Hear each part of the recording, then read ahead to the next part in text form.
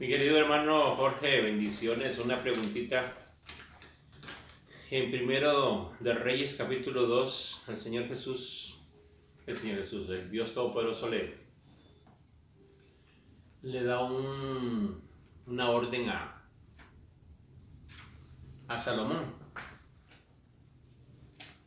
Y esta viene de parte de su padre, David. Y le dice que guarde preceptos, estatutos, decretos, testimonios y mandamientos. Entonces yo quisiera que me dijera, a grosso modo, qué significa cada uno, cuál es la diferencia entre uno y otro. Ok, ¿dónde estamos? Según Primera de Reyes. Primera de Reyes 2:3. Primera, ok. Sí, muchas veces en las traducciones... Quítame la cámara porque... Muchas veces en las traducciones... Audio. Oh, es audio. sí. Primera de Reyes 2:3. ¿3? 2:3, sí. ¿O 13? 3, número 2:3. Ok.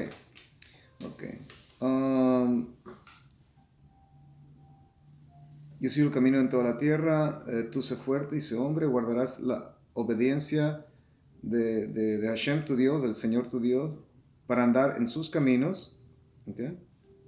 Guardar sus estatutos, sus mandamientos, sus decretos y sus testimonios.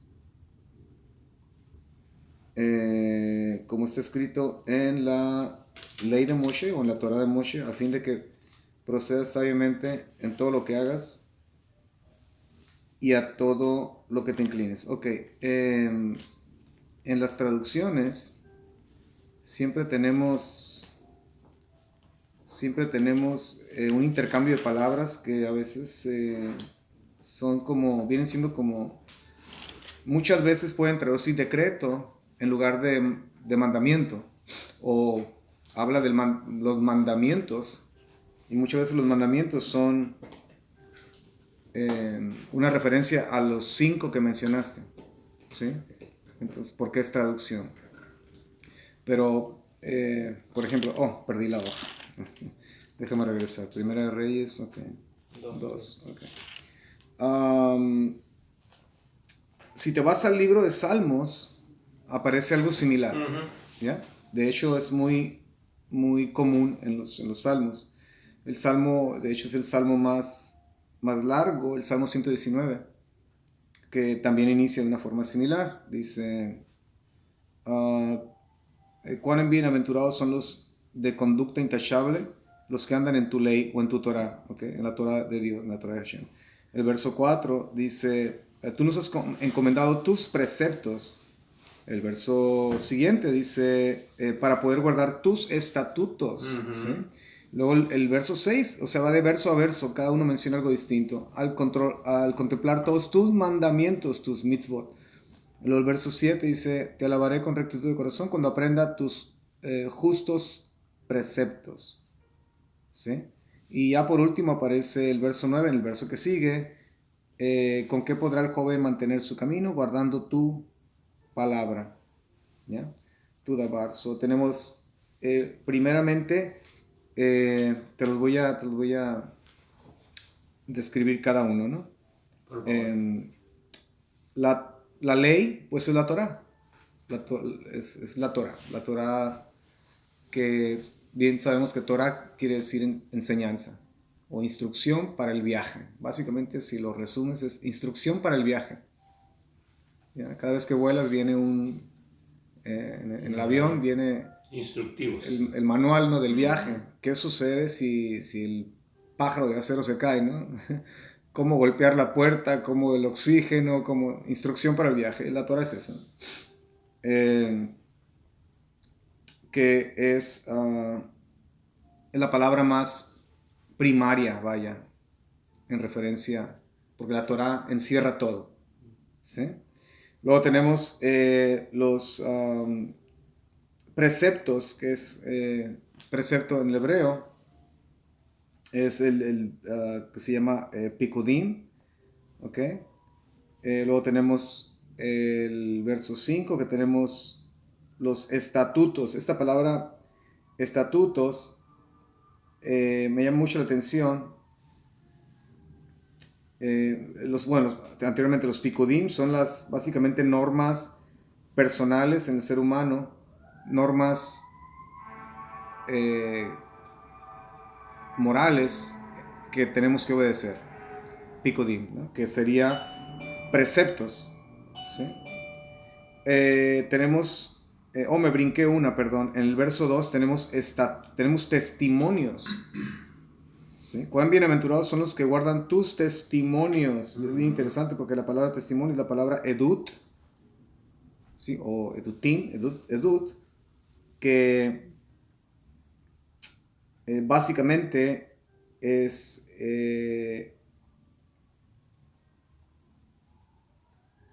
son como reglas que hemos obedecido y que tienen una referencia con lo que es la voluntad de Dios. Atestiguan mi comportamiento delante de la comunidad de la voluntad de Dios en mi vida.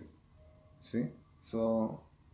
Edut, de hecho, ed es testimonio, quiere decir un testigo, edut, testimonio. Edut significa todo lo que yo pueda hacer para dar testimonio de lo que yo creo, de lo que Dios me manda. ¿Sí? Puede ser, por ejemplo, que estamos viendo la vida de David o la vida de Salomón y que de ahí agarremos esos conceptos o lo que le pasó como para nuestro beneficio. No, porque son normas que Dios establece, que nosotros al vivirlas las proyectamos en la sociedad, damos testimonio. O sea, ese es sus testimonios, básicamente. Sus testimonios es lo que Él me manda a mí y que se proyecta delante de la sociedad. Se podría decir como Shabbat se podría considerar un edut. Es algo testimonial que es visible hacia las personas. Sí, hay testimonios hay mandamientos o regulaciones o ordenanzas que Dios nos da que pueden inclusive caer puede ser edut y puede ser pikudim, una norma moral que Dios nos da para vivir, ¿no? O sea, no siempre entran en una categoría todos, dependiendo el mandamiento. Luego tenemos, ¿cuál otro? Estatutos. Esa es muy interesante porque estatutos viene de la raíz juk, que en plural es jukim. Estatutos quiere decir jukim. Y jukim son todos los mandamientos que son muy difíciles de comprender, que no tienen una explicación lógica. Okay, yeah. Significa mucho más, ¿no? Pero en grandes rasgos, el jukim son los mandamientos. A ver, recuerda un mandamiento que no tiene explicación lógica, por ejemplo. No mezclar los diferentes tipos de hilos. Pues se le ha encontrado explicación, aunque mucha gente... Pero eso no entra en mandamientos, ¿no? Sí, porque es un mandamiento. Pero no los de los 10, o sea, no entiendo mandamientos a los 10.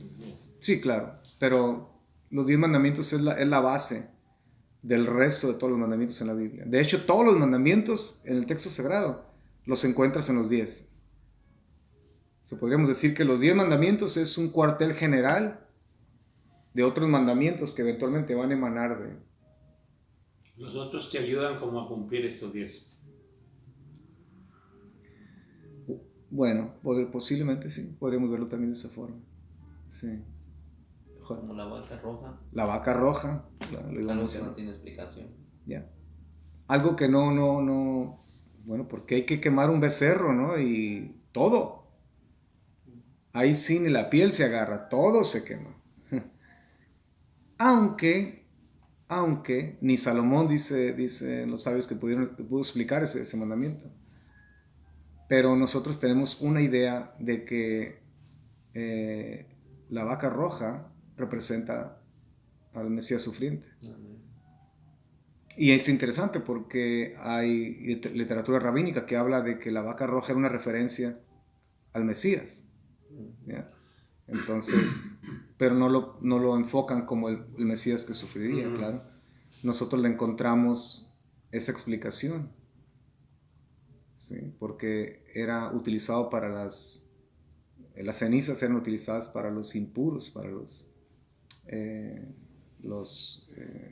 contaminados por muerte, por leproso, en fin. Y de hecho el libro de Hebreos hace una referencia, ¿no? Que las cenizas de la becerra, ¿no? No nos pueden ser comparables a la sangre de Yeshua. Hay un contraste comparativo, hay una comparación también. Otro ejemplo sería las leyes kashrut también de comida, ¿no? Entre los mandamientos incomprometidos. No, esas se comprenden, pero hay unos que no le da sentido. Por ejemplo, y bueno, me voy para allá. Siempre nos movemos de un lugar a otro, ¿no? No se pierdan con lo que estamos, porque después tomamos un rumbo distinto. Levíticos 11. Levíticos 11. Se entiende. ¿Por qué no comer ratón? Oye, porque a primera vista lo veo y detestable, ¿no? Apestoso. Sé que hasta la rabia puede contraer uno, ¿no? Obviamente hay una explicación ahí. Pero, por ejemplo, en el caso del buitre, pues también, ¿no? Aunque interesantemente el nombre del buitre, aquí le ponen buitre, pero en hebreo es raham, que es la raíz de la palabra rahem, rahamim, misericordia. Qué interesante. Entonces, el buitre originalmente su nombre es misericordioso. ¿Ya? Entonces, no hace sentido, ¿no? Porque es un animal de carroña, y esto, pues, ¿qué misericordia puede tener? Pero para Hashem le plació ponerle Raham. Ha de tener algún atributo, y posiblemente uno de sus atributos es que el buitre es un animal que nos ayuda a mantenernos en cierta manera. El mundo se mantiene más limpio de enfermedades, de pestes, de pestilencias, bacterias, porque ellos son las aspiradoras del mundo, ¿no? Entonces imagínate que no existieran esos animales, ¿qué sucede? Mucha enfermedad. La peste se nos viene, ¿no? Bien, Ángel. Bueno, no estoy seguro, pero por ejemplo, ¿quién alimentó a Elías? ¿Cuál fue el animal? Bueno, se dice que eran cuervos, ¿no? O parecido más o menos. Cuervos, sí, animal de carroña también. Casi, bueno, sí estaba yo confundido en esos dos. Porque Sí. están parecidos. Hacen el mismo trabajo, básicamente. Claro. Yeah. Pero ahí hay una... Perdón, porque es... Sí. Aunque en el hebreo hay un juego de palabras. Porque yo dudo que hayan sido cuervos los que alimentaron a Elías. ¿Por qué? Porque Elías comía kosher. Era un judío, israelita, ¿no? Israelita. Claro. Entonces, la naturaleza del cuervo es comer carroña, comer animal muerto. So, Hashem no va a enviar, ¿me entiendes? No lo va a hacer, porque Hashem dice, es como censurándose a él mismo, ¿no? Sí. Lo dije siglos atrás, que eso es impuro, pero ahora te voy a enviar un cuervo para que me voy a contradecir a mí mismo, ¿no? No puede. Entonces, la palabra Orbin, que son cuervos que aparece ahí, ¿sí? Es la misma palabra en hebreo para Arbin, solo una vocal cambia, pero las consonantes son las mismas, y en el hebreo antiguo las consonantes son las que mandan, ¿sí? ¿Qué quiere decir Arbin? Es donde viene la palabra Arbin o Arabin, Arabin, Arabe. So, ¿quiénes eran esos cuervos? Posiblemente Personas. Dios mandó mercaderes árabes que eran los que cruzaban los desiertos, ¿no? Haciendo ventas, los que traían alimento, y Dios mandaba esas caravanas o estos, les tocaba el corazón y sostenían al profeta. Para mí eso hace mucho más sentido. Eran árabes, Arbin, y no Orbin, cuervos. Yeah. Sí, porque, por ejemplo... La traducción traduce cuervos, porque también Orbin quiere decir cuervos, e interesantemente, de ahí viene una idea muy antigua, que el judío pues siempre ha tenido al árabe como un cuervo, ¿no? Los árabes han sido famosos por Alí Baba y sus 40, ¿qué cosa? Rateros, ladrones. Sí, ¿qué hace el cuervo? Es un animal que está ahí siempre arrebatando cosas, carroña, ¿no? Robando, ¿no? Y eso es lo interesante de todo, porque si nosotros nos quedamos con el concepto de lo que leemos literal, no vamos a tener una luz más amplia de nuestro conocimiento. Porque si decimos fueron X o pájaros, y en realidad ahí nos damos cuenta de que no es así. Por eso tenemos que seguir buscando realmente la raíz de lo que, para poder tener el conocimiento más profundo. Si nos quedamos así nomás, seguiremos aprendiendo el mismo curso de no conocer realmente la raíz de lo que realmente es, quién fue o quiénes fueron los que realmente eran. Sí, bien, como también sabemos la famosa misa de gallo, ¿verdad? No, sí. Que era un gallo, ¿no? Resulta que la misma palabra gallo en hebreo era la palabra para designar al individuo que se levantaba antes de que saliera el sol para llamar a la primera oración en la mañana. ¿Ya? Entonces, antes de que este judío se suba allá al templo, ¿no? Y empiece a llamar a la gente a la oración, de que antes de que cante el gallo, ¿no? Me negarás. Y bueno, la palabra es igual, cambia una vocal también, entonces lo que sucede es que ya Jerónimo con la Vulgata, la Biblia católica, él pone gallo, ¿eh? Y pasa a la Reforma, a la Biblia de la Reforma, con Casidoro de Reina, Cipriano de Valera y todos ellos, se traduce como gallo, ¿no? Pues todo el mundo es un gallo, y ahora pues hay, en el mundo católico cristiano, hay misa de gallo, ¿no? Sí. En fin. Oye, ¿en tu diccionario están las definiciones de esas palabras? Sí, si me dice el texto, lo tengo. Primero de Reyes, capítulo 3, versículo 2. Versículo 2.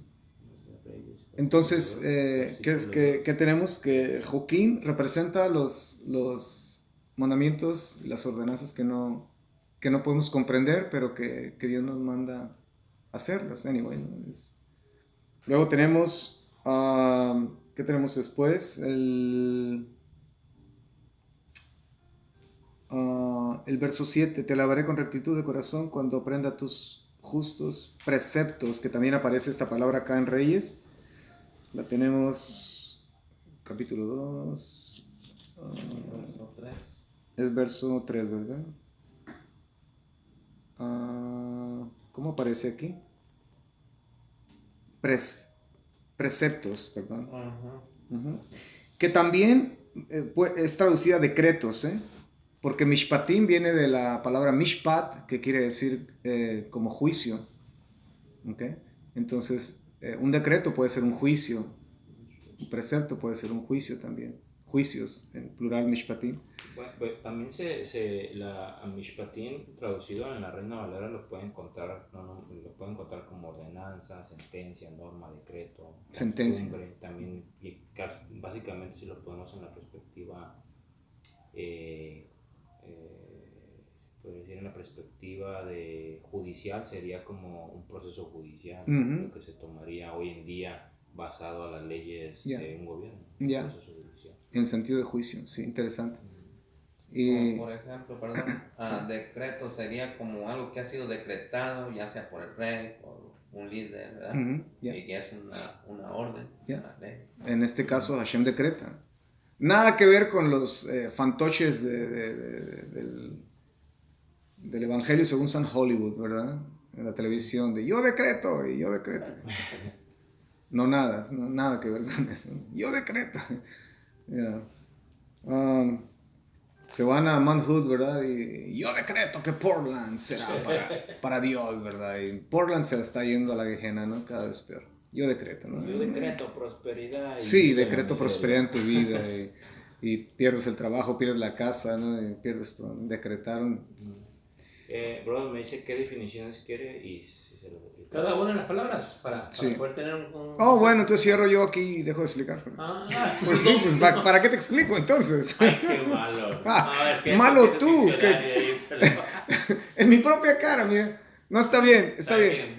No, es broma, es broma. Mira, te doy la definición yo y luego leemos la definición acá. Okay. Yo te estoy dándole...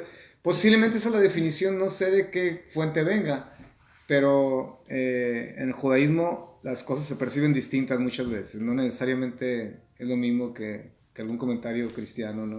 Tú sabes. Ok, entonces... Disculpa, ¿cuál es el salmo? Salmo 119. 119. Sí, si buscas del verso 1, todas estas palabras las encontramos del verso 1 al 11. Amén. Todas están ahí. Ajá. Van verso a verso. Luego dice, cuando aprenda tus justos preceptos, que también son decretos, mishpatim es aquí. Ahora, hay algo bien interesante porque mishpatim, aunque quiere decir preceptos o decretos, mishpatim son los mandamientos que comprendemos, opuesto a hukim. De hecho, en el pensamiento hebreo, los mandamientos están divididos en dos categorías, los hukim y mishpatim. Se pueden resumir así. ¿Okay? Los mandamientos que comprendemos y los que no comprendemos. Mishpatim son los que comprendemos. No cometas adulterio. Yo sé que no tengo ningún negocio con la mujer de mi vecino, ¿no? Lo comprendo. No tomes lo ajeno, lo comprendo. Mishpatim. Sí. No, de hecho eso es lo que iba a decir, como un ejemplo de no el adulterio, lo que iba a decir. Entonces no le pondrás tropiezo al ciego, no maldecirás al sordo, ¿no? ¿Alguien me puede explicar, por favor? Yo no entiendo. Claro que lo entiendes. Claro. Entonces, de hecho, yo personalmente pienso y creo, porque pensar es una cosa y creer es otra. Uno puede creer una tontería, una nonada, ¿no? No necesariamente. Pensarlo es distinto. Pienso y creo ambos que para Dios, para Hashem, es más relevante cuando hacemos un hukim que cuando hacemos un mishpatim. Porque cuando haces un mishpatim es fácil hacer algo que entiendes. O sea, ¿qué recompensa puedes tener cuando Dios te manda a hacer algo que tú sabes que tienes que hacer? Saca la basura, le dices al niño. ¿Okay? Y el niño comprende, va y la saca.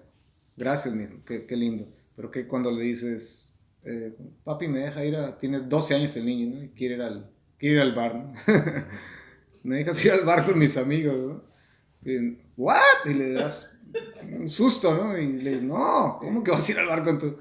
Y le das una corrección, lo enseñas, lo amas, y el niño no entiende, y el niño quiere ir al bar, ¿entiende? No lo entiende, pero dices, papi, no te entiendo, pero me quedo en casa. Ahí tú lo besas, lo amas, porque está haciendo algo que aunque no lo comprende, lo está haciendo. Eso así es Dios también. Dios se alegra más cuando hacemos un hukim que cuando hacemos un mishpatim. Yo personalmente pienso eso. Y como padres yo creo que pensamos igual, ¿no? No hay mucho mérito cuando hacemos algo que es fácil de hacer y comprensible, pero hay más mérito cuando hacemos algo que es difícil de comprender. ¿Por qué Dios me manda a hacer esto? Pero termino haciéndolo porque si Dios lo dice, es lo mejor para mí. Eso es el mishpatim. Luego tenemos que otro. Mishpatim. Acá aparecen más que en Reyes, de hecho. Aparece, sí, cuando dice, ¿cómo podrá el joven mantener puro su camino? Guardando tu palabra. Esa es otra, palabra.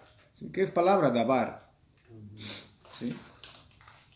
Ahora recuerda, en hebreo, palabra o dabar, de donde viene la palabra dabarim o devarim, palabras, que es como se llama el libro de Deuteronomio en hebreo, devarim. Estas son las devarim, estas son las palabras. Así empieza el libro. Tenemos que, dabar quiere decir palabra, pero dabar en hebreo también quiere decir cosa. ¿Sí? Cosas, todas las cosas que tenemos, todas las cosas. Dabarim. Cuando Dios crea todo con su dabar, Él creó cosas. Cuando él habló sus devarim, sus palabras, él creó devarim, cosas.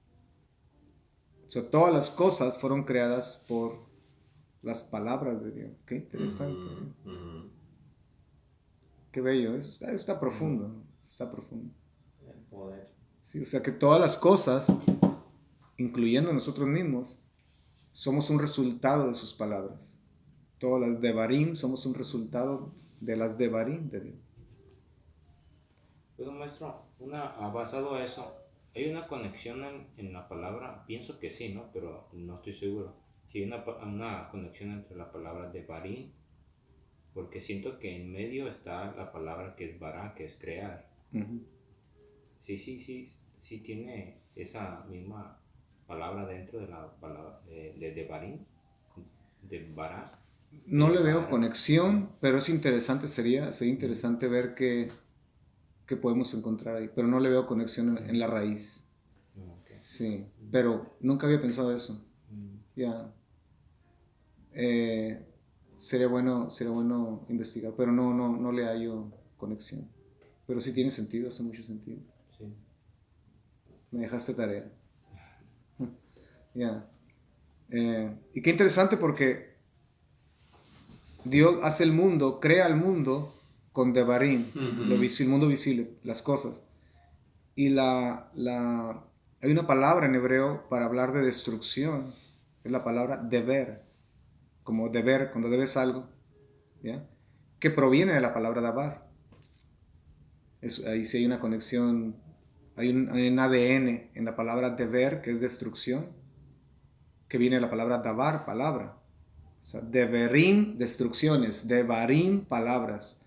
Entonces, nosotros, así como Hashem creó todas las cosas con sus palabras, así nosotros podemos, y estamos destruyendo el mundo, estamos deverim, las devarim de Hashem, las devarim que Dios creó. Es diferente raíz cuando ya en Juan habla en el principio era el verbo y el verbo era con Dios. Bueno, ahí está el griego, pero el concepto es bien arameo, bien hebreo-arameo. Ahí se refiere en hebreo podrías traducir, en el principio era la davar. Exacto. ¿Verdad? Si se traduce el hebreo, así es. Pero el concepto es más arameo allí. Se habla de la memra. La memra en arameo quiere decir palabra. O sea, memra es el equivalente de davar en hebreo, ¿no? Pero bueno, es otro asunto.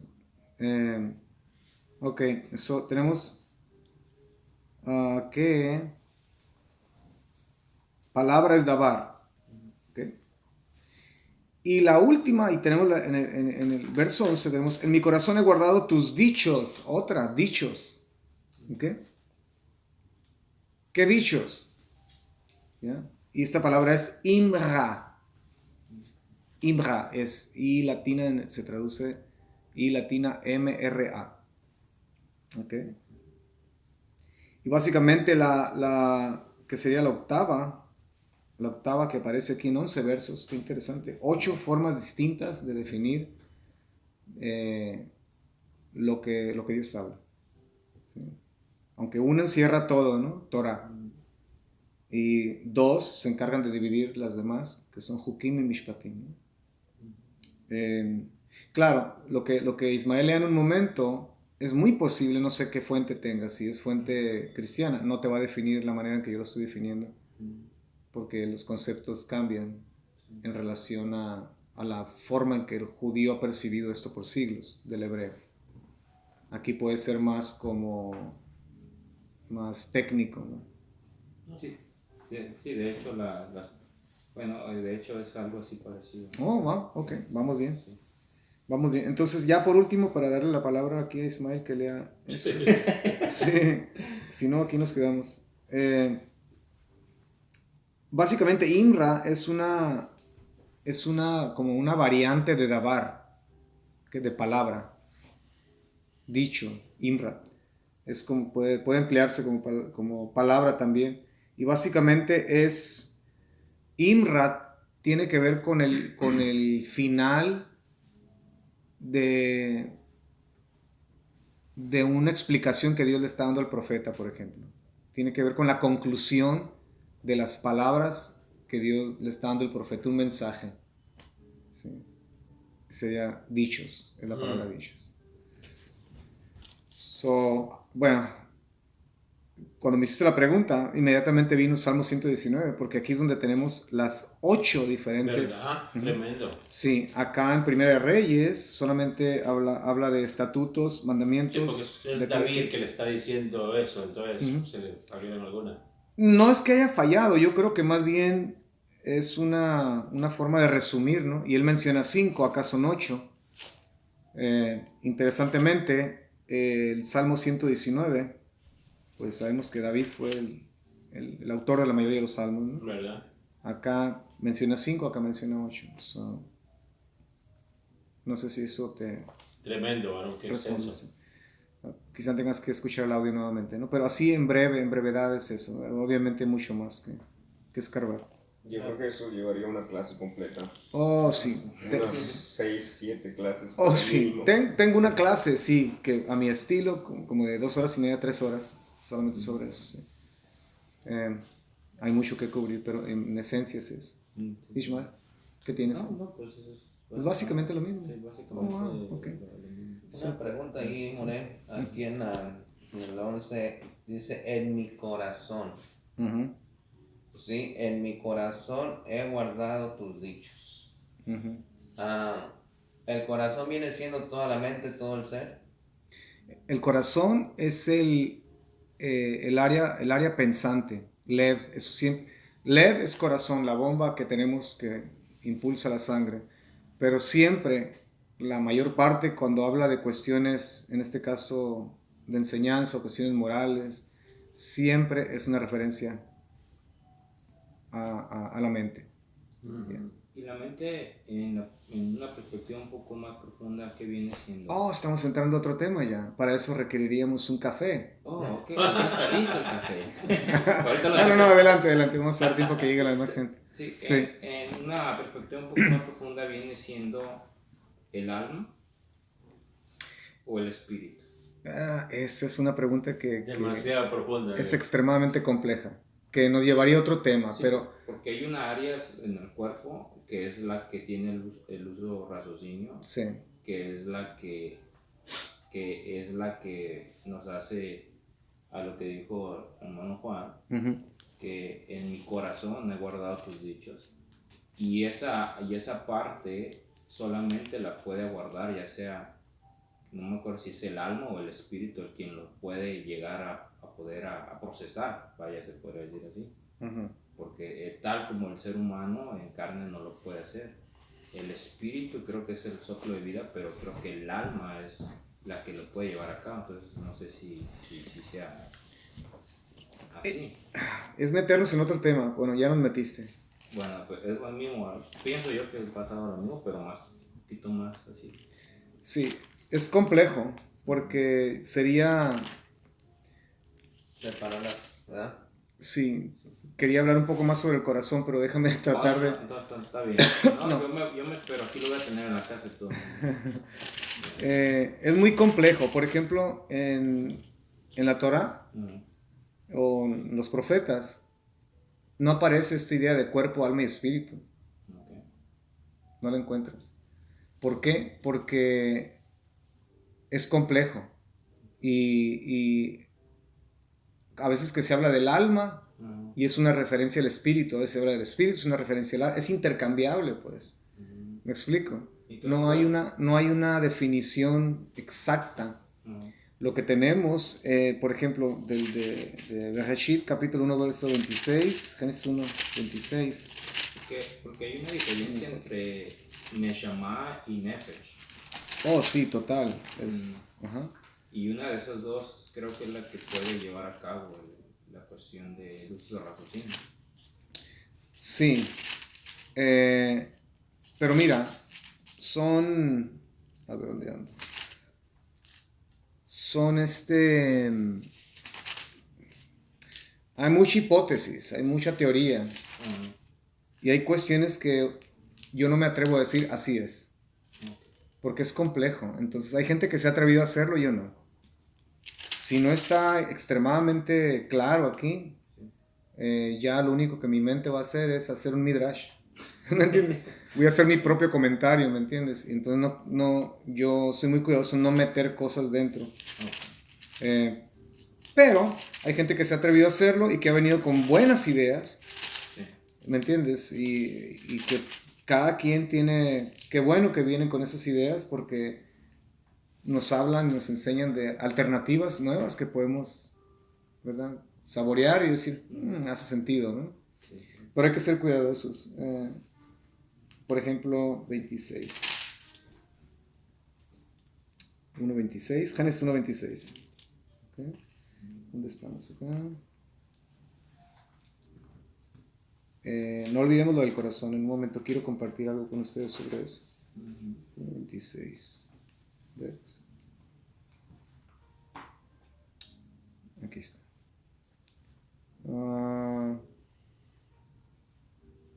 Vamos al hombre. Nuestra imagen. No, más adelante. A ver, ¿dónde estoy aquí?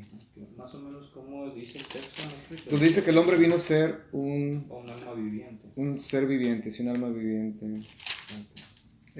Lo tengo acá en español, pero...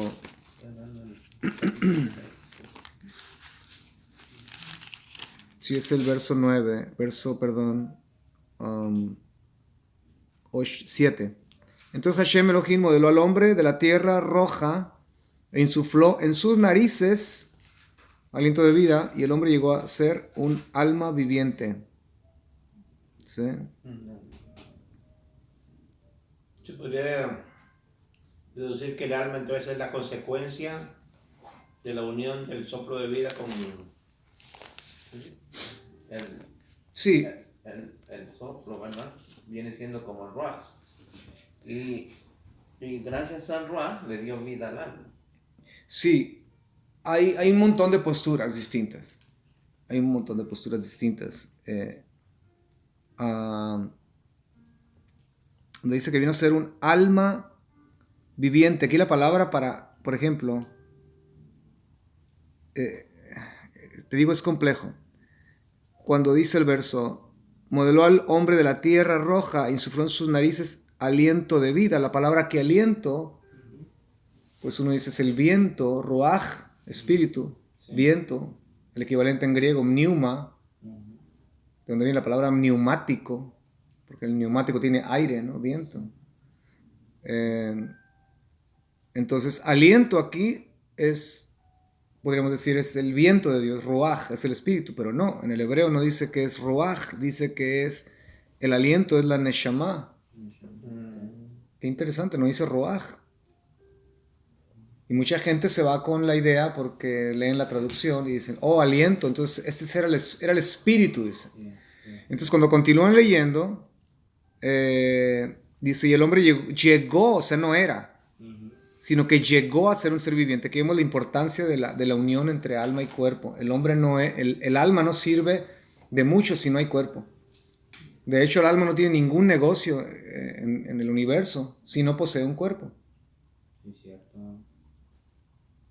¿Sí? Como el cuerpo no tiene ningún business en el universo si no tiene alma. Por eso la resurrección es importante y es trascendental y es relevante y es necesaria porque el alma anhela regresar al cuerpo y esa es la idea. Dios nos hizo seres vivientes, alma y cuerpo. Y ahí yo había escuchado en una traducción que decía que había sido un alma pensante. Si tiene, ¿le podría decir que sí? Ok, bueno, para allá vamos. Oh, okay. Sí. Sí, te repito, hay un sinnúmero de explicaciones y todas son bellas. Hay tanto que podemos aprender, ¿no? Hay algunas medio disparatadas, ¿no? Sí. Como todo, ¿no? Pero, bueno, quedamos en que la palabra aliento es neshama, que es la parte interna del hombre, ¿sí? Y qué interesante porque el corazón de la palabra neshama es la palabra Shem. Si lo pusieron en el pizarrón, es la letra Shin y Mem Sofit, ¿no? Shem, que quiere decir realidad. Shem, nombre en hebreo, quiere decir realidad, carácter, esencia. Lo que uno es realmente, entonces. Lleva la Shin. lleva la Shin, también puede ser fuego. No, fuego es Esh, sí, pero en este caso el centro de la palabra Neshama es nuestra realidad, en pocas palabras, porque el centro de la palabra Neshama contiene la palabra Shem, que quiere decir realidad, carácter, ¿sí? El centro de la Neshama es el carácter que vamos a mostrar a través de un cuerpo, proyectarlo a través de un cuerpo. Entonces continúa leyendo, dice, y el hombre llegó a ser un alma viviente. Aquí no es un Neshama Jajaim, es un Nefesh Jajaim, porque aquí la palabra para alma viviente, alma, no es Neshama, es Nefesh. Y esa es la problemática que tenemos en las Biblias en español o en inglés. En inglés traducen soul, y todo es soul, o alma. Pero hay muchas veces que la palabra alma se refiere al ser viviente, o sea, cuerpo y alma, las dos cosas. Y hay muchas veces que alma se refiere a la parte interna, que es la Neshama. Por eso es importante definir ambas, dependiendo del contexto. No puede depender de una traducción en ese sentido. Cualquier traducción que sea. A menos que la traducción te explique, ¿no? ¿Cuál versículo vamos? Es el capítulo 2, verso 7. Entonces aquí lo que vemos, y esto es lo que establece la creación del ser más hermoso y bello, aunque te veas en el espejo y no lo creas a veces. Somos la creación más bella y hermosa del universo. No hay nadie como nosotros. Yo cada vez que me paro en la mañana frente a un espejo, ¿sí? Digo, wow. Pero así. No. Sinceramente, cuando yo me peino mi barba, me pongo mi kipao, me pongo mi sombrero, me visto, digo, dentro de este individuo, ¿sí? Va una belleza extrema. Ahí sí le creo. Ya. Somos bellos, somos hermosos, somos únicos. Sí, somos únicos, pero la creación perfecta realmente después de nosotros y es mejor que nosotros es la mujer. Sí, obviamente. Más que nosotros, Sí. Más que el varón. Sí, claro, no, yo te amo mucho, pero no te podría decir qué hermoso, qué bello y, ¿verdad? Y compararte a mi mujer, claro. Claro, no, por esa razón es la realidad de la perfección más, ahí se plasmó, porque nosotros fuimos formados del polvo de la tierra. En cambio ellos no, ella no, o la mujer no. Nosotros, ¿recuerdas que hablamos sobre eso? El hombre fue creado del polvo de la tierra. ¿Qué es el polvo? Nada. Algo que todo el mundo ignora, que todo el mundo pisa, que todo el mundo escupe en la tierra. Pero la mujer fue tomada de un ser vivo. Por eso el que decías de que, dices, yo me Una gran miro diferencia. así, o sea, dices, yo me miro así, yo soy creado tan, pero es la diferencia de... Pero ¿por qué hace referencia y énfasis en el polvo rojo? Porque era hispano el primer Adán. Era de antiguo americano. Sí. Ya, hablamos de esto, creo días atrás, no sé si fue aquí o dónde, he hablado en tantas partes ya, que los científicos modernos nos dicen que dos personas blancas, hombre y mujer blanco, es imposible, la genética no puede producir un negro. Dos negros, la genética no pueden producir un blanco, sus cromosomas es imposible. Pero el hispano, pero el que está en medio, ¿sí?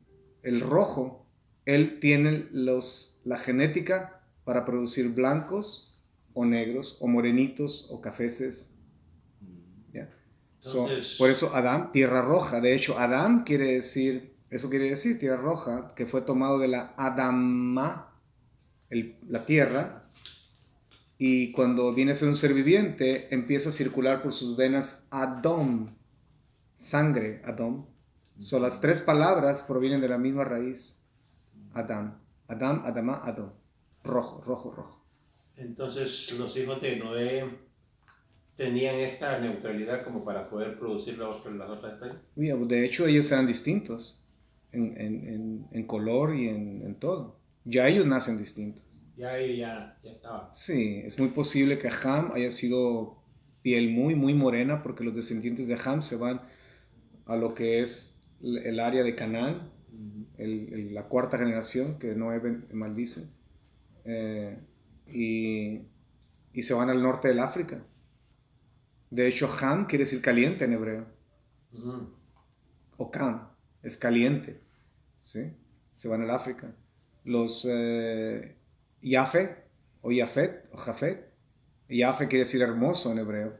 Y mira qué interesante. Bien lo hemos sabido.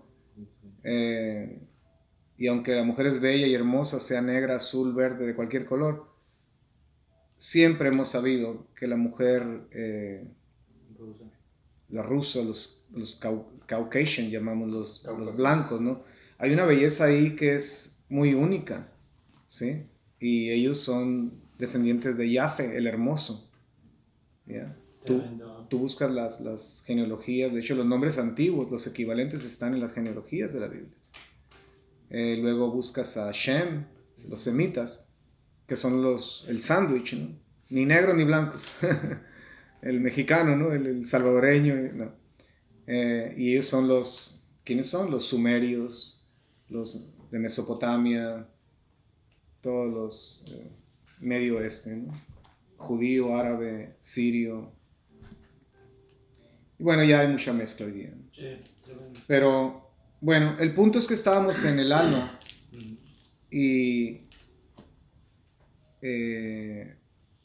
la base aquí es entonces que hay solamente fundamentalmente esta dualidad en el hombre. Sí. Hay una neshama, que es lo que Dios sopla, Sí. pero esa neshama tiene inteligencia. O sea, somos alma inteligente, porque el alma es su energía, el alma es energía, es como el fuego. De hecho, somos una lámpara. Lámpara de Hashem es el espíritu del hombre. Y qué interesante, porque en el hebreo ahí no es ruach, es neshama, en ese proverbio, ¿me entiendes? Entonces, por donde quiera vemos que somos energía pensante, almas pensantes. Entonces, aparentemente lo que yo puedo comprender es que cuando Hashem sopla a este pedazo de vasija de barro, cuando entra esta fuerza que viene del cielo, que viene de Dios mismo, que podríamos decir este nuevo ser divino con D chiquita, bien chiquitita, bien chiquitita. No la hagas grande porque eso fue lo que pasó. Llegamos a creer que éramos dioses, ¿no? No. Pero es innegable que venimos de Dios. Venimos de Dios, somos parte de Él. Cuando la Biblia dice la tierra está llena de su gloria, orando días atrás dije, wow, ¿cómo se llena la tierra llena de su gloria? Bueno, que donde quiera está su ADN, su firma. Sí. Ve todo vibra, los átomos, todo se mueve. ¿Por qué? Porque Dios mantiene, diariamente está recreando el mundo, el universo. Pero no tan solamente eso, la tierra está llena de su gloria porque nosotros somos los seres más gloriosos que Él hizo. Y la tierra está llena de humanos. Somos nosotros la gloria de Dios. Por eso el Mesías, que es la gloria, imagen, sustancia de Dios, Él es la divinidad. Tuvo que tomar forma humana porque la gloria que había en el hombre se perdió. Entonces el Mesías viene a inyectarnos una nueva dosis, a despertarnos, a transferirnos lo que perdimos. La tierra se llena de su gloria con gente que ama a Dios y que piensa como Dios. Estamos por todo el mundo. En esa manera yo pude comprender una forma distinta de cómo Dios llena la tierra de su gloria a través de sus hijos. Tenemos la mente del Mesías. ¿Sí? Voy a buscar Eclesiastés 3:21, por favor. Ok, pero ya hay dos cosas pendientes. Sí. El corazón y Eclesiastés. Okay, anótalo. No, es que yo estoy hablando del alma todavía. Oh, todavía. Ok. Pero allí yo tengo una pregunta. Entonces mencionó que solamente están los dos, ¿verdad? ¿Sería la Neshama y sería el cuerpo? Sería la Neshama, que es la energía vital de vida, lo que hizo que viniéramos a ser seres vivientes y que este vaso de barro empezar a producir sangre y empezar a funcionar como la máquina orgánica más perfecta que jamás ha existido. Entonces, esta alma, o esta neshama, que es la energía de vida en nosotros, tiene una mente, es pensante, es inteligente, puede crear ideas. Discernir. Y no solamente crear ideas, pero articularlas con la lengua, que era distinto a todos los demás seres. A diferencia de la Nahash, de la serpiente, que ahí es otro tema, que por qué hablaba, etc. Porque era muy bocona, dicen algunos.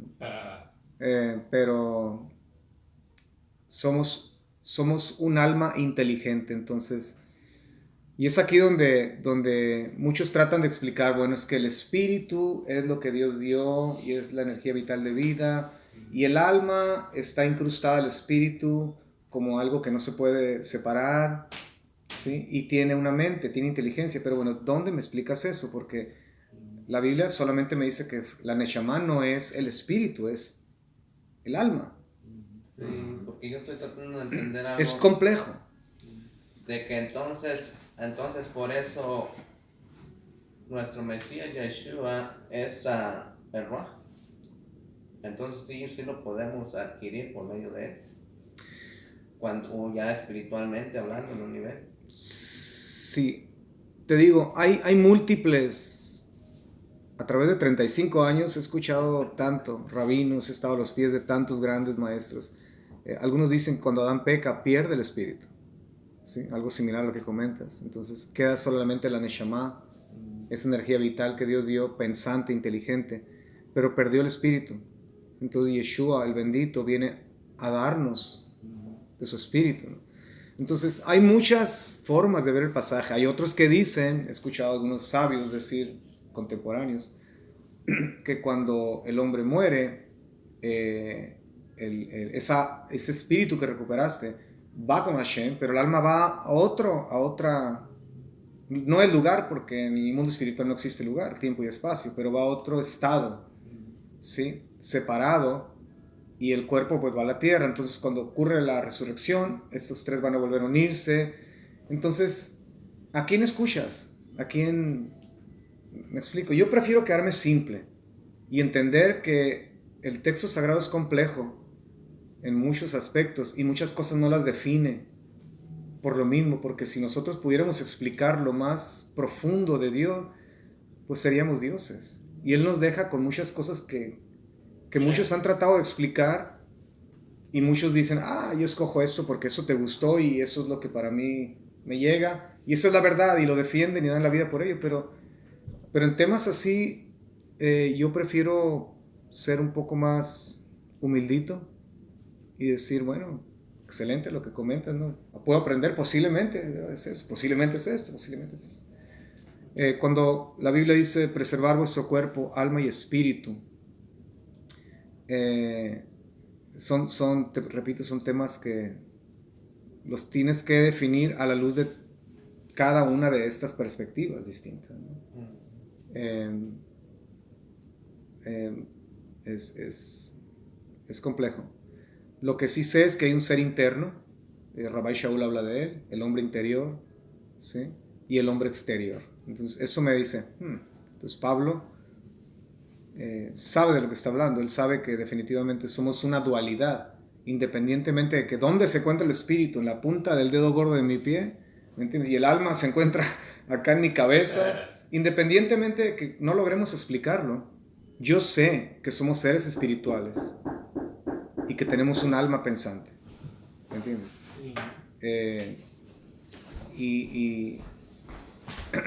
No, pues, es complejo. Pero es hermoso eso. ¿Perdón? Pero usted quedó algo hermoso. Sí, claro. Sí. Por ejemplo, supongamos que haya la respuesta. Bueno, hay respuestas, tendremos respuestas, ¿no? Sí, las respuestas son todas las que mencioné y muchas más. ¿Qué tal? Pero en ese caso, si tendríamos... ¿Y usted qué está haciendo aquí con estos? Realmente estamos preparados para las respuestas. O sea, voy a decir esto, ¿no? Si si yo como, perdón, buenas tardes. Buenas tardes. Okay. Si alguien me diera una respuesta más profunda, ¿no? ¿Profunda permíteme, o correcta?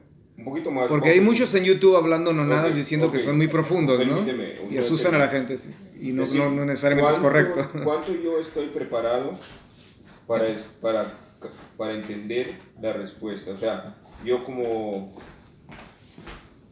persona o como que estoy aprendiendo, ¿no? Vamos a poner que estoy aprendiendo.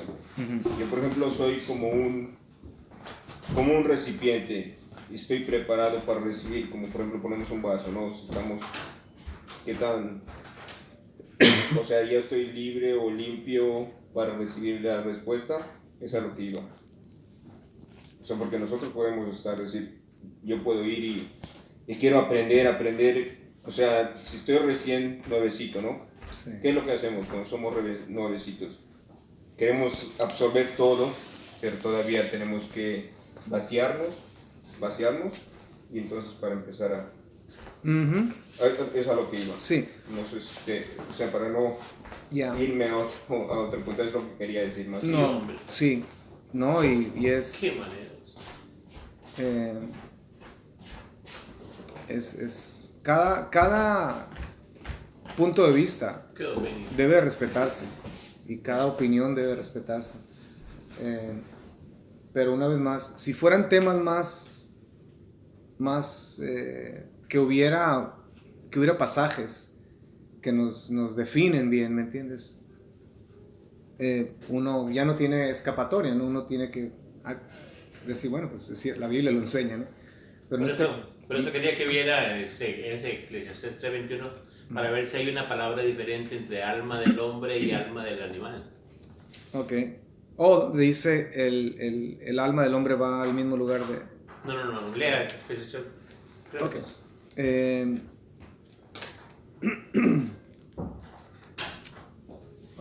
Eclesiastés 11. Cógele. 11 verso, ¿qué verso tienes? Eclesiastés 3:21. 3:21, ok. ¿Quién conoce el espíritu de los hijos del hombre? Sube él hacia arriba y el hálito de la bestia baja a la tierra. Ok, no traje mi Tanaj en hebreo, solo traje el Humash. Yo tengo... ¿Cuál cita dio uno? Óyeme, son 3 hombresotes de pero peso completo aquí, digamos, y tienen al pobre Chris, lo tienen hecho sándwich. Mira, Chris, agarra un asiento más cómodo, te veo ahí. ¿Estás bien ahí? Ok. Ok. ¿Qué dice la tuya? Bueno. Ok, lo que podemos hacer, mira, lo uso aquí en el interlinear. Tengo un interlinear aquí que lo puedo encontrar rápido. ¿Qué diferencia hay entre la del hombre y la del...? Que si estés... no, es el Humash. Sí. No tengo el otro. Sí, lo que quería era el Tanaj en hebreo, todo, sí. Pero lo podemos buscar aquí. Sí, gracias. Está bien que lo trajiste porque lo vamos a ocupar de cualquier forma. Eclesiastés 3:21. Ok, vamos rápido. 3:21. Vamos a ver cómo dice en la lengua hebrea.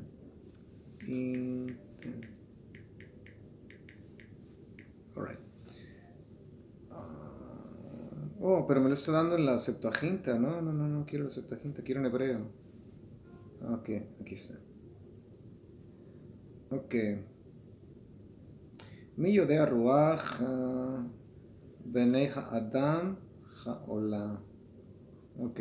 Tenemos que el espíritu del hombre aquí es lo que conocemos como espíritu ruach, lo que sería el equivalente al griego pneuma, ¿sí? Que significa aliento, viento. Aliento de viento. Sí, eso literalmente. Ok. Para la bestia, ok, interesantemente, para la bestia es también ruaj. ¿Sí? Entonces, bueno, aquí es otro tema y también tengo una lecture ahí. ¿Cómo dice lecture en español? Una disertación en cuanto a esto. Lo que estoy dando es parte de la disertación que una vez di sobre este tema. Mucha gente piensa que lo que nos hace distinto al hombre de la bestia es que el hombre tiene espíritu. Si ves, es que una vez más hay cuestiones que se han enseñado, se han transmitido generación en generación, se perpetúan y la gente ya las cree y las acepta. Sí. ¿Sí?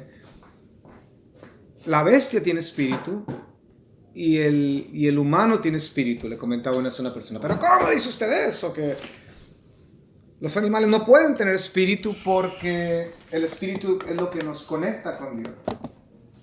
¿Sí? Pero esto es algo muy frecuente en la Biblia, que encuentras, que el animal tiene espíritu y el humano también. El animal no tiene, lo que no tiene es la neshama, el alma, esta alma inteligente, esta alma pensante, que provino de Dios. Dios no sopló, no le dio ruaj, le añadió ruaj, que podríamos decir es algo integral en la neshama, pero lo que realmente hace distinto al hombre y al animal es la neshama, el alma pensante, el alma viviente.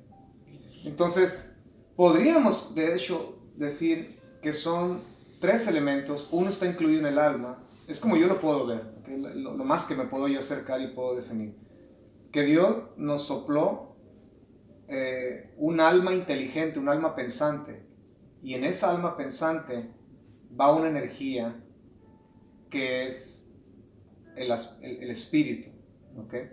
Y estos dos son inseparables, no hay manera de que cuando el ser humano fallece, esta energía sale del cuerpo. Y qué interesante, porque cuando sale del cuerpo, ¿qué pasa con el cuerpo? El cuerpo se pone helado. Una vez más, somos la lámpara de Hashem, ¿no? Entonces hay una fuerza ahí, una energía que mantiene el cuerpo caliente. Nuestra temperatura es 91 punto y algo. So, sale esa energía y el cuerpo se enfría. Okay, tenemos una explicación ahora bien divina, bien bíblica, de por qué se congela, se enfría el hombre, ¿no? Incluso yo una vez miré un documental de unos científicos cuando de hecho estaba un cuerpo, una persona a punto de morir, estaban mirando la manera de comparar si realmente la existencia del alma en el ser humano. Y sorprendentemente cuando esta persona se prestó para este experimento antes de morir, se quedaron sorprendidos que cuando la persona muere, automáticamente su cuerpo era más liviano. Exacto, yo escuché eso también, sí, continúo. Y entonces se dieron cuenta de la existencia de un ser que ellos no podían mirar, como ellos lo determinan, ¿no? Un ser espiritual, pero a final de cuentas se dieron cuenta que esta persona, al momento de su partida, en el momento exacto cuando ya no tuvo pulso vital, su cuerpo pesaba menos. Era una mínima, era una cosita apenas, pero eso nos hace ver que realmente el alma tiene sustancia. Sí. Es una sustancia, pero espiritual. ¿Sí? Yo había escuchado ese artículo, sí, interesante. Entonces tenemos que la diferencia, lo que el animal no tiene, la bestia no tiene, es la neshama, porque Dios no le sopló al animal. Sí. Entonces, lo que nos hace distintos, aunque haya muchos que se comportan como animales, ¿no? Aún teniendo neshama, ¿no? Y peor que los animales todavía. Sí. Animales inteligentes. Ya. Entonces, yo podría concluir con eso. Y bueno, no sé si vamos a tocar otro tema en un momento, pues, pero déjame concluir con esto. Era una preguntita nada más, varón. Sí. El corazón, rápido. Me llama mucho la atención que los griegos hay que comprender, a veces pensamos que los griegos eran simplemente gente pagana y que, sí, pero muchos tenían mucho que aprender, la verdad. Es por eso que el judaísmo del primer siglo estaba muy helénico. La gente piensa que todo lo que tenemos hoy en el judaísmo, el griego es malo y que no sirve. La gente no entiende, la gente no sabe. Porque la palabra sinagoga es griega, no es hebrea. El aficomen que partimos en la Pesaj, en Pascua, ¿ya? Es una palabra griega. Sí, hay un sinnúmero de vocablos y cuestiones y inclusive conceptos griegos en el pensamiento hebreo que aún se manejan hoy día. O sea, no hay que hacerle el feo al griego. Sabemos que el hebreo manda, ¿no? Es la lengua. Pero los griegos, y concluyo con esto, o menos que alguien más quiera compartir algo. Los griegos definieron la definición de lo que ellos, lo voy a escribir aquí, la mente. Ellos definieron el alma de esta forma. El alma tiene una mente pensante, mira, muy similar al hebreo, ¿sí? Ahora recordemos que los griegos adoptaron mucho del hebreo.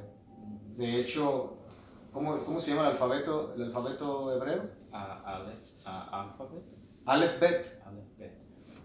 ¿Sí? En griego, ¿cómo se llama? Alfabeto. Alfabeta. Porque el hebreo es Aleph, Bet, Gimel, etc. ¿no? El griego es alfa, beta, gamma, Gimel, gamma, ¿sí? Dalet, dalat. Mucho que el griego absorbió, el mundo entero, el hebreo. Entonces, tenemos que ellos ven el alma de esta forma, un alma pero que está dividida en dos, ¿ok? Entonces, esta parte del alma ellos le denominaron nous, ¿ok? Creo que en español se podría traducir de esta forma, es la fonética, ¿okay? Nous, le llamaron a la mitad de la parte del alma. ¿Qué es el nous? El nous, decían ellos, y esto es algo que hace mucho sentido, el nous es donde entra la información externa, ¿ok? La información externa, y que todo llega a esta parte del alma, que esto no es el cerebro, porque el cerebro no es el alma. Porque si el cerebro es el alma, entonces cuando el cerebro muere, el alma muere. No, el alma trasciende, la mente trasciende, ¿sí? Entonces, el alma, la Neshama, utiliza el cerebro, trabaja por medio del cerebro, y es por eso que cada vez que pensamos hay corriente eléctrica, porque el alma es energía. Lámpara de Hashem es la Neshama del hombre, ¿sí? Energía, somos energía. Estamos llenos de energía. Falta el café, es todo. No lo quiere sacar del maestro, pero Ahí está. Sí, ya vamos, ya casi terminamos, ¿ok? Entonces, toda la información que entra, de hecho, todo lo que estamos hablando en este momento, dicen ellos, entra al alma pensante que está dividida en dos, ¿sí? Y entra a esta área que es el nous, ¿ya? Y aquí entra toda la información, todo que hay aquí. Entonces, pero hay información que tiene que ver con el aspecto moral y el aspecto espiritual, y esto me enamora a mí porque la ciencia moderna habla de ciertas partes del cerebro que controlan el área emocional e inclusive el afecto espiritual, el afecto por lo espiritual. Y ese es otro tema que podríamos discutir en otro tiempo, porque una persona que conocí, él era un árabe, ¿okay? Y él trabajó para el FBI, en el Pentágono, y ya mayor, él me confió mucho, hicimos una amistad muy grande. Y era un árabe musulmán que Estados Unidos lo contrató cuando empezó todo este asunto de la guerra en Irak, cuando septiembre 11. Y Eventualmente él se convirtió en la fe cristiana. ¿Ya? Un buen hombre. Él vivía aquí en Portland. Entonces, él tenía 7 nombres, como casi todos los musulmanes, porque sabes que los musulmanes todos se llaman Mohammed, ¿no? Entonces tienen que tener 7 nombres, porque imagínate, en una reunión, Mohammed, todos voltean, entonces, cada quien tiene que ir con un nombre distinto, ¿no? Pero él usaba otros nombres, aún sus nombres no los usaba porque siempre se andaba moviendo, porque él fue agente especial, y de hecho su cabeza tenía, te comenté, ¿no? Sí. Su cabeza tenía precio por su familia, que él era un hombre muy prominente de joven en su país árabe, cuando se vino a Estados Unidos, porque se convirtió en cristianismo, lo amenazaba en su propia familia. Ok, ¿por qué metí a ese hombre? Joseph. Muy bueno, está hablando sobre ¿El lado espiritual del cerebro? Sí, ok, y él me comentó, gracias, él me comentó que hay programas en el Pentágono, y eso es algo que después yo lo vi. Hubo un par de videos que circularon en YouTube, ya los quitaron obviamente porque no le conviene a la gente oscura, donde, interesantemente, hablando del pinchazo en el brazo, ¿verdad? Aquí puede decir vacuna, bueno, no estamos en vivo. Sí, pero bueno, es audio y a mí me censuran todo. Bueno, pues ya lo dijiste. Dilo otra vez tú para que no diga. La BAQ, gracias. Sí, la vaca que se hace una. Exactamente. Ok. Entonces, él me comentó, y yo lo comprobé con el internet, que el Pentágono ha hecho experimentos con la vaca que se hace una, ¿ok? Y pinchazo en el brazo, y ha hecho otros experimentos con medicamentos que la gente está tomando, como Prozac y todo para depresión, y por eso todo medicamento te mata en este país. ¿Sí? Que lleva un químico, una sustancia o varias sustancias que van precisamente a afectar de una forma totalmente negativa ese aspecto donde tú sientes afecto por lo espiritual. Y que eso iba a ser la bomba más grande que Estados Unidos puede usar contra el mundo islámico, porque esa es la forma que ellos pueden amansar a los terroristas islámicos. Si ellos pueden lograr afectar esa parte del cerebro en los musulmanes, ellos pueden entonces controlarlos para que no sean tan violentos. Pues cuando guste venir. ¡Wow! Me quedé. Después, eso me lo comentó él, cuando mi hija pequeña tenía como 4 años, el internet no estaba tan fuerte como hoy, no había tanta información. Ahora 4 o 5 años vi esos videos que les comento, de que fueron con cámara escondida dentro del Pentágono, y alguien los publicó y inmediatamente los censuraron después. Sí, entonces no es conspiración esto, es una verdad. Ok, para acabar ya con esto del alma. ¿Cómo se llama el otro lado? Buena pregunta. ¿Quieres saber cómo se llama? Mira, y eso que no hay café todavía. Ok. En la otra parte del alma es donde entra de la mente, que la mente tiene alma. La otra parte de la mente, donde entra información que solamente es la información que va dirigida a lo emocional, a lo espiritual y a las partes del cerebro que archiva los eventos que más han alumbrado en tu vida. Por ejemplo, yo tengo experiencias con mi madre, muy pocas, ¿sí? Pero me alumbran, las llevo aquí y nunca las olvido. Mi madre hermosa, y eso pasó a este lado del cerebro. Eso no permanece. Aquí se mantiene la información general. ¿Ya? Pues sí, porque apenas vamos a empezar. Viste un accidente, cosas que no son tan trascendentales. Pero cuando la información pasa a este lado de la mente, ¿sabes cómo le llaman ellos? Y eso lo puedes encontrar en internet. A este lado se le llama